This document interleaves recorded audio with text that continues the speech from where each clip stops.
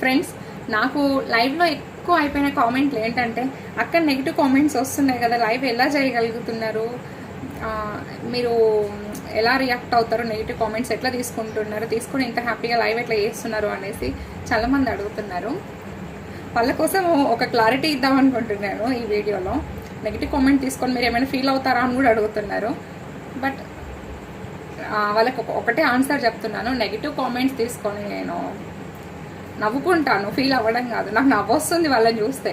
ఎందుకు అనంటే నిజంగా నెగిటివ్ కామెంట్ చేసే వాళ్ళ ఏమంటారు, వాళ్ళ బ్రెయిన్ అనేది వాళ్ళ పెంపకం మీద ఆధారపడి ఉంటుంది. వాళ్ళు నెగిటివ్ కామెంట్ చేస్తున్నారంటే వాళ్ళ పెంపకం అలా ఉంది, వాళ్ళ బ్రెయిన్ సెట్ అలా ఉంది, వాళ్ళ వ్యక్తిత్వం అలా ఉంది, వాళ్ళ ఇంట్లో వాళ్ళు తిరిగిన వాళ్ళు చుట్టుపక్కల వాళ్ళ పరిస్థితి, వాళ్ళ సమాజం అలాంటి సమాజంలో పెరిగారు. ఇంకొకటి ఏంటంటే ఆడవాళ్ళు వాళ్ళకి రెస్పెక్ట్ ఇవ్వట్లేదు అని అంటే వాళ్ళ తల్లిదండ్రులకు కూడా వాల్యూ ఇవ్వట్లేదని అక్కడ అర్థం. వాళ్ళ భార్యకి బిడ్డకి తల్లికి వాల్యూ ఇవ్వని వాడు మాత్రమే సమాజంలో ఒక ఆడపిల్లకి అలాంటి నెగిటివ్ కామెంట్స్ పెడతారు. అలాంటి వాళ్ళని చూసుకొని మనం అక్కడే ఆగిపోతే ఈరోజు నాకు ఇంత మంచి యూట్యూబ్ ఫ్యామిలీని అయితే నేను క్రియేట్ చేసుకుంటలేదాన్ని కాదు.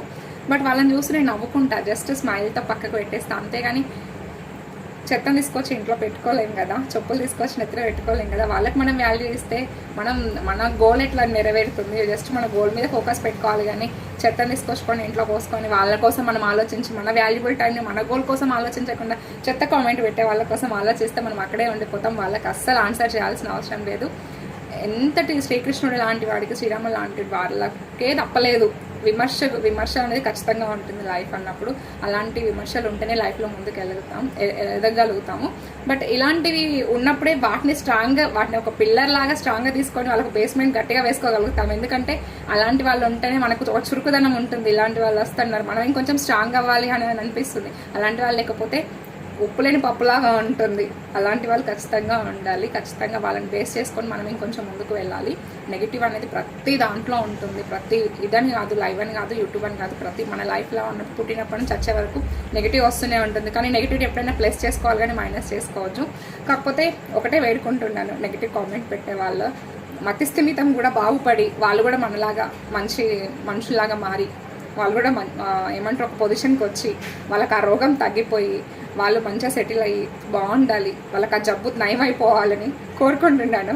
మీరు కూడా అలానే కోరుకోండి, వాళ్ళు కూడా బాగుపడాలి. ఎందుకంటే వాళ్ళ ఇంట్లో కూడా ఆడవాళ్ళు ఉంటారు కదా, వీళ్ళు చేసే మిస్టేక్ని వాళ్ళ ఇంట్లో ఆడవాళ్ళని తిట్టడం కరెక్ట్ కాదు కదా. బట్ జస్ట్ స్మైల్తో లీవ్ చేసేద్దాం. మీరేమంటారు? వీడియో నచ్చితే మాత్రం లైక్ చేయడం మర్చిపోతే వీడియోకి లైక్ ఇచ్చేసేయండి. Okay friends, bye everyone.